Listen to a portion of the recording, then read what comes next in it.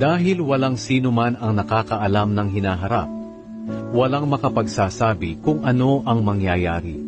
Kung paanong hindi mapipigilan ng tao ang hangin, hindi rin niya mapipigilan ang kanyang kamatayan. Tulad sa isang labanan, hindi siya makakaatras, at ang kasamaan niya ay hindi makapagliligtas sa kanya sa kamatayan.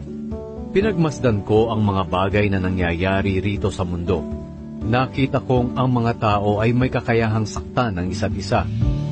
Nakita ko ring ibinuburol ang masasama.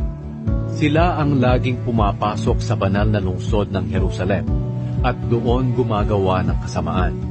At pinupuri pa sila ng mga taong taga roon mismo sa lugar na ginagawa nila ng kasamaan. Wala itong kabuluhan. Kapag ang taong nagkasalay hindi agad pinarusahan, naiisip din ng iba na gumawa ng kasalanan.